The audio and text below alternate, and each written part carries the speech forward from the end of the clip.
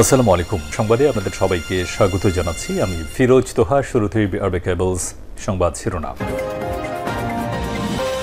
শুরুতেই জানাবো এই মুহূর্তে হাতে পাওয়া সর্বশেষ গুরুত্বপূর্ণ আপডেট সংবাদ। বিরোধী নেতাকর্মীদের জামিন নামঞ্জুর করে কারাগারে পাঠানোর মাধ্যমে গোটা দেশটাকে বন্দিশালা বানানো হয়েছে বলে অভিযোগ করেছেন বিএনপির মহাসচিব মির্জা ফখরুল ইসলাম আলমগীর। এবারে জানাবো উপজেলা সহ স্থানীয় সরকার নির্বাচনে সরকার বিরোধী দলগুলোর অংশগ্রহণ করা উচিত ছিল বলে মন্তব্য করেছেন গণ অধিকার পরিষদের সভাপতি ও ডাকসুর সাবেক ভিপি নুরুল হক নূর।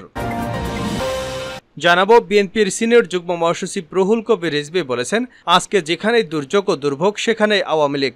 আজকে গাছপালা কেটে ফেলা হচ্ছে, নদী নালা খাল বিল হাওড় বাওড় সমস্ত কিছু ভরাট করা হচ্ছে। কার স্বার্থে ভরাট করা হচ্ছে? আওয়ামী ভূমিদস্যুদের স্বার্থে। এবারে থাকছে একটি তথ্যমূলক আলোচনা। আওয়ামী লীগের যারা সবচেয়ে বেশি পেয়েছেন তারাই দলীয় শৃঙ্খলা ভঙ্গ করেছেন। আওয়ামী লীগের ইতিহাস পর্যালোচনা করলে এমনটাই দেখা যায়। এ বিষয়ে থাকছে একটি বিস্তারিত আলোচনা, ভিডিওটি না টেনে দেখতে থাকুন। জানিয়ে দেব, জনকল্যাণের রাজনীতি বাদ দিয়ে অপকৌশল গ্রহণ করায় বিএনপি দিন দিন সাংগঠনিকভাবে আরও দুর্বল হচ্ছে বলে মন্তব্য করেছেন আওয়ামী লীগের সাধারণ সম্পাদক এবং সড়ক পরিবহন ও সেতুমন্ত্রী ওবায়দুল কাদের। এবং সর্বশেষ জানাবো আন্তর্জাতিক সংবাদ। এবার ইসরায়েলে রকেট হামলা চালিয়েছে হামাস। লেবানন থেকে এই হামলা চালানো হয়েছে। এক বিবৃতিতে হামাসের লেবানন শাখা জানিয়েছে, কিরিয়াত সুমনা এলাকায় ইসরায়েলি সেনাবাহিনীর একটি ঘাঁটিতে রকেট হামলা চালানো হয়। ঘটনার সত্যতা নিশ্চিত করেছে ইসরায়েলের ডিফেন্স ফোর্স। বলা হয়েছে লেবানন থেকে 20টি রকেট নিক্ষেপ করা হয়েছে। এতক্ষণ শিরোনাম শুনছিলেন, এবার বিস্তারিত। প্রিয় দর্শক, আপনি যদি এই চ্যানেলে নতুন হয়ে থাকেন, ভিডিওটি দেখতে দেখতে চ্যানেলটি সাবস্ক্রাইব করে আমাদের সঙ্গে থাকুন। আর এই ভিডিও সম্পর্কে আপনি আপনার মূল্যবান মতামতটি কমেন্ট বক্সে জানিয়ে দিন। আর হ্যাঁ প্রিয় দর্শক, জানিয়ে দিন ভিডিওটি কোথা থেকে দেখছেন। গোটা দেশটাকে বন্দিশালা বানানো হয়েছে মির্জা ফখরুল। বিরোধী নেতাকর্মীদের জামিন নামঞ্জুর করে কারাগারে পাঠানোর মাধ্যমে গোটা দেশটাকে বন্দিশালা বানানো হয়েছে বলে অভিযোগ করেছেন বিএনপির মহাসচিব মির্জা ফখরুল ইসলাম আলমগীর। সোমবার দলের সহ দপ্তর সম্পাদক তাইফুল ইসলাম টিপু স্বাক্ষরিত এক বিবৃতিতে এই অভিযোগ করেন তিনি। বিভিন্ন মামলায় সাজাপ্রাপ্ত যুবদলের কেন্দ্রীয় সভাপতি সুলতান সালাউদ্দিন টুকুর জামিন নামঞ্জুর ও কারাগারে প্রেরণ, বিএনপি নির্বাহী কমিটির সদস্য এস.এম. ওবায়দুল হক নাসিরের জামিন নামঞ্জুর ও কারাগারে প্রেরণ এবং রাজশাহী জেলা যুবদলের যুগ্ম আহ্বায়ক সাদ্দাম হোসেনের জামিন নামঞ্জুর ও কারাগারে পাঠানোর ঘটনায় গভীর উদ্বেগ প্রকাশ করে গণমাধ্যমে এই বিবৃতিতে তিনি এসব কথা বলেন। বিবৃতিতে মহাসচিব বলেন, 7ই জানুয়ারি ডামি নির্বাচনের মাধ্যমে ক্ষমতা দখল করে আওয়ামী শাসক গোষ্ঠী এখন আরও বেশি মাত্রায় বেপরোয়া, কর্তৃত্ববাদ এবং জুলুমবাজ হয়ে উঠেছে। অবৈধ রাষ্ট্র ক্ষমতা টিকিয়ে রাখার জন্য বিএনপি এবং এর অঙ্গ ও সহযোগী সংগঠন সহ গণতন্ত্রমনা বিরোধী দল এবং ভিন্নমত পথের মানুষের উপর দমন পীড়নের খড়গ নামিয়ে এনেছে দখলদার সরকার। মিথ্যা ও বানোয়াট মামলায় অন্যায়ভাবে সাজাপ্রাপ্ত যুবদল সভাপতি সুলতান সালাউদ্দিন টুকুর জামিন নামঞ্জুর ও কারাগারে প্রেরণ, মিথ্যা মামলায় বিএনপি নির্বাহী কমিটির সদস্য এস.এম. ওবায়দুল হক নাসির, গতকাল কুড়িগ্রাম জেলা বিএনপির যুগ্ম সাধারণ সম্পাদক গুরুতর অসুস্থ সোহেল হুসাইন কায়কোবাদকে, জেলা বিএনপি সহ সাংগঠনিক সম্পাদক জামিল আহমেদ, পৌর বিএনপি সাধারণ সম্পাদক মহিউদ্দিন জাহাঙ্গীর বিপ্লব সহ আরও অনেকের জামিন নামঞ্জুর করে কারাগারে পাঠানোর ঘটনা চলমান আওয়ামী দমন পীড়নের ধারাবাহিকতা। তিনি বলেন, বিরোধী নেতাকর্মীদের কারাগারে পাঠানোর মাধ্যমে গোটা দেশটাকে বন্দিশালা বানানো হয়েছে।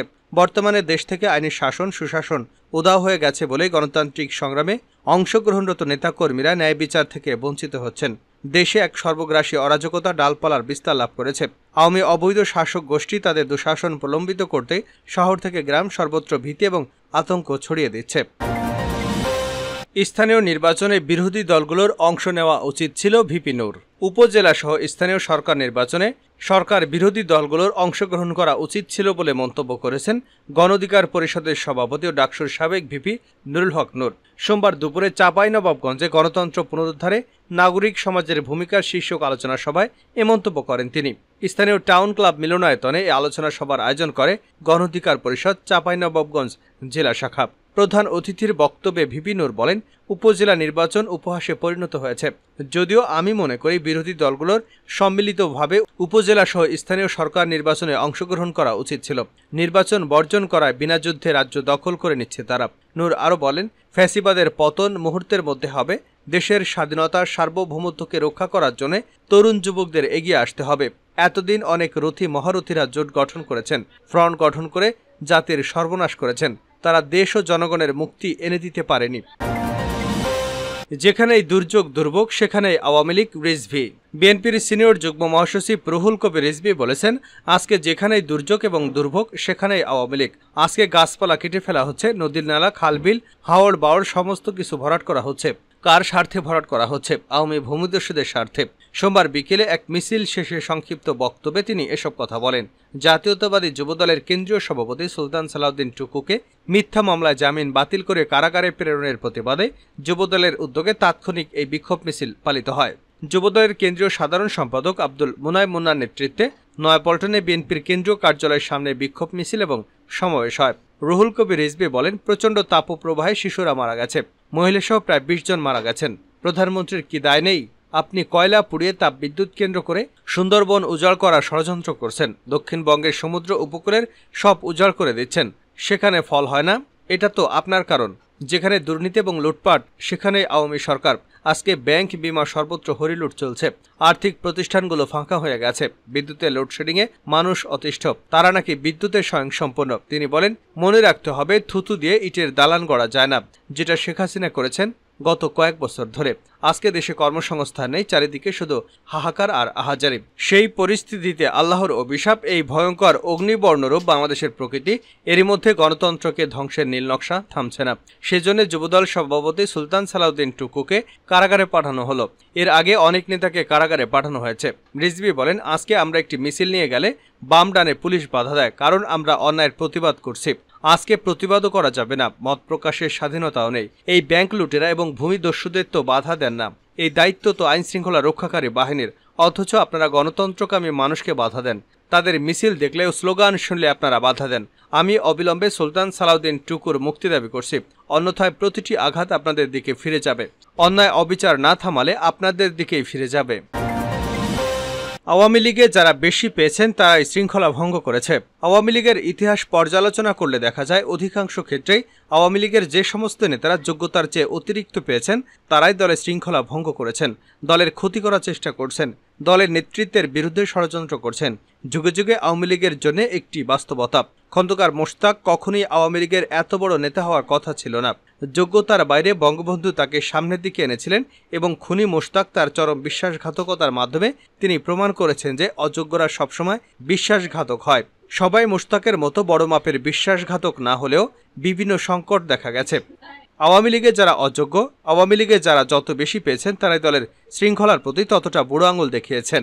১-১১ সময় হঠাৎ করে বড় হয়ে যাওয়া নেতারাই আওয়ামী লীগের জন্য সবচেয়ে বড় বিপদের কারণ হয়ে গিয়েছিল। আর এবার উপজেলা নির্বাচনে আওয়ামী লীগ সভাপতি যখন নির্দেশ দিয়েছিলেন যে মন্ত্রী এমপিদের আত্মীয় স্বজনরা নির্বাচনে প্রার্থী হতে পারবে না, তখন সেই সিদ্ধান্ত যারা লঙ্ঘন করেছে তাদের একটি বড় অংশই হলো অনেক বেশি পাওয়া আওয়ামী লীগের নেতারা। আমরা যদি এবারের উপজেলা নির্বাচনে আওয়ামী লীগের যে সমস্ত মন্ত্রী এবং এমপিরা দলীয় সিদ্ধান্ত লঙ্ঘন করেছেন তাদের হিসাব খতিয়ে দেখি, তাহলে দেখব যে বেশিরভাগই আছেন যারা অনেক বেশি আওয়ামী লীগ থেকে পেয়েছেন। এদের মধ্যে ডক্টর আব্দুর রাজ্জাক আওয়ামী লীগে যোগদান করেছেন 2000 সালের দিকে। যোগদান করেই তিনি মনোনয়ন পেয়েছেন, নির্বাচন করেছেন, আওয়ামী লীগের কেন্দ্রীয় নেতৃত্ব পেয়েছেন। 2009 সালে তিনি মন্ত্রী ছিলেন, 2018 সালে তিনি মন্ত্রী ছিলেন এবং প্রেসিডিয়াম সদস্য হিসেবেও তিনি এখন দায়িত্ব পালন করছেন। এত অল্প সময়ের মধ্যেও আওয়ামী লীগে এত কিছু পেয়ে যাওয়া নিঃসন্দেহে সৌভাগ্যের ব্যাপার। আর এই সৌভাগ্যের প্রতিদান তিনি দিলেন আওয়ামী লীগ সভাপতির নির্দেশ অমান্য করে, তার খালাতো ভাই হারুনা রশিদ হিরণকে উপজেলা নির্বাচনে প্রার্থী করে। শাহজাহান খান আরেকজন যিনি আওয়ামী লীগে এসে প্রাপ্তির ঝুড়ি পূর্ণ করেছেন, তিনি আওয়ামী লীগের প্রেসিডিয়াম সদস্য ও মন্ত্রী হয়েছেন। আওয়ামী লীগের দাপুটি নেতা হিসেবে তিনি পরিবহন সেক্টরে আধিপত্য দখল করে রেখেছেন। আর এবার নির্বাচনে তিনি তার ছেলে আসিফুর রহমান খানকে প্রার্থী করেছেন। ইকরামুল করিম চৌধুরী সেই বিরল ভাগ্যবান আওয়ামী লীগের নেতা যিনি আওয়ামী লীগের সাধারণ সম্পাদকের বিরুদ্ধে কথা বলে এবং স্থানীয় এলাকা দখলে সাধারণ সম্পাদকের বিরুদ্ধে অবস্থান নিয়েও আওয়ামী লীগের সভাপতির আপাত্ত স্নেহের কারণে এখনও রাজনীতিতে টিকে আছেন। আর তার প্রতিদান তিনি দিলেন দলের সিদ্ধান্ত লঙ্ঘন করে তার ছেলে আথার ইশরাক ওরফে শাবাব চৌধুরীকে সুবর্ণচর উপজেলা নির্বাচনের প্রার্থী দিয়ে। শাহদারা মান্নান আওয়ামী লীগের প্রয়াত নেতা কৃষিবিদ মোহাম্মদ আব্দুল মান্নানের সহধর্মিণী। কৃষিবিদ আব্দুল মান্নান ১-১১ সময় সংস্কারপন্থী ছিলেন। বাংলাদেশে ৭৫ পরবর্তী রাজনীতিতে শেখ হাসিনা যাদেরকে টেনে তুলে পথ প্রদীপে এনেছেন তাদের মধ্যে ছিলেন প্রয়াত আব্দুল মান্নান অন্যতম। আর 2006 সালে সংস্কারপন্থী হওয়ার পরও শেখ হাসিনা তাকে বগুড়া থেকে মনোনয়ন দিয়েছিলেন এবং আওয়ামী লীগে তিনি কিছুটা কোণঠাসা থাকলেও দল থেকে তাকে বহিষ্কার করা হয়নি, বরং তার মৃত্যুর পর তার স্ত্রী শাহাদারা মান্নানকে মনোনয়ন দিয়ে শেখ হাসিনা তার প্রতি সহানুভূতি দেখিয়েছেন। আর সেই সহানুভূতির পুরস্কার হলো শাহাদারা মান্নানের ছেলে সাখাওয়াত হোসেনকে উপজেলা নির্বাচনে প্রার্থী হয়েছেন। বাংলাদেশে যদি সৌভাগ্যবান কোনো আওয়ামী লীগ আর থাকে তার মধ্যে অন্যতম হলেন আহমা মোস্তফা কামাল। তিনি অর্থমন্ত্রী হিসেবে শুয়ে বসে দিন কাটিয়েছেন। তবু শেখ হাসিনা তার সব অত্যাচার সহ্য করেছেন। অর্থনীতির 12টা বাজানোর পরও আহমা মোস্তফা কামালকে মন্ত্রিসভা থেকে বের করে দেওয়া হয়নি। আর তার পুরস্কার তিনি দিয়েছেন দলের সিদ্ধান্ত লঙ্ঘন করে। তার আপন ছোট ভাই এবার উপজেলা নির্বাচনে প্রার্থী হয়েছেন। জাহিদ মালিক হলেন আওয়ামী লীগের ভাগ্যবান আরও এক ব্যক্তি, যিনি রাজনীতিতে কোনো রকম ত্যাগ তিতিক্ষা না করেই অনেক কিছু পেয়ে গেছেন। বিশেষ করে তার বাবা ছিলেন স্বৈরাচারের দোসর এবং স্বৈরাচার বিরোধী আন্দোলনের মধ্য দিয়ে কর্নেল মালিকের মতো স্বৈরাচারদের দোসরদেরকে ছাত্র জনতাকে ক্ষমতাচ্যুত করেছিলেন। সেই কর্নেল মালিক পরবর্তীতে আওয়ামী লীগে যোগদান এবং তার সূত্রে জাহেদ মালিক আওয়ামী লীগের মনোনয়ন পান মানিকগঞ্জ থেকে। তিনি 2014 সালে প্রতিমন্ত্রী এবং 2018 সালে পূর্ণমন্ত্রী হয়েছেন, যিনি এখন আওয়ামী লীগের জাতীয় কমিটিরও সদস্য। অথচ তিনি কিনা দলের সিদ্ধান্ত লঙ্ঘন করে তার ভাইকে উপজেলা নির্বাচনে প্রার্থী করেছেন। এরকম তালিকা অনেক দীর্ঘ। যারাই যত বেশি সুযোগ পেয়েছেন তারা তত বেশি দলের শৃঙ্খলার বিরুদ্ধে অবস্থান নিয়েছেন। এটাই আওয়ামী লীগের একটি বড় ট্র্যাজেডি। সর্বশেষ জানাবো আন্তর্জাতিক সংবাদ। ইসরায়েলে হামাসের রকেট হামলা। ইসরায়েলে রকেট হামলা চালিয়েছে হামাস। লেবানন থেকে এই হামলা চালানো হয়েছে। এক বিবৃতিতে হামাসের লেবানন শাখা জানিয়েছে, কিরিয়াত শোমোনা এলাকায় ইসরায়েলি সেনাবাহিনীর একটি ঘাঁটিতে রকেট হামলা চালানো হয়েছে। ঘটনার সত্যতা নিশ্চিত করেছে ইসরায়েলের ডিফেন্স ফোর্স। বলা হয়েছে, লেবানন থেকে 20টি রকেট নিক্ষেপ করা হয়েছে। আইডিএফ জানিয়েছে, হামাসের ছোড়া অধিকাংশ রকেট আকাশেই ধ্বংস করা হয়েছে। কিছু রকেট খোলা জায়গায় পড়েছে। তাছাড়া পাল্টা হামলা চালানো হচ্ছে বলেও জানায় ইসরায়েলি বাহিনী। এতে এখন পর্যন্ত কোনো হতাহতের খবর পাওয়া যায়নি। এদিকে গাজায় ইসরায়েলি বাহিনীর বিমান হামলায় প্রায় প্রতিটি ভবন, স্কুল, মসজিদ, হাসপাতাল এখন ধ্বংসস্তূপে পরিণত হয়েছে। সেখানে 3.5 কোটি টনেরও বেশি ধ্বংসস্তূপ জমা হয়েছে। 1-2 বছরে এসব ধ্বংসস্তূপ পরিষ্কার করা সম্ভব নয়। জাতিসংঘের মাইন অ্যাকশন এজেন্সি বলছে, এসব ধ্বংসস্তূপ সরিয়ে নিতে 1 দশকেরও বেশি সময় লেগে যেতে পারে।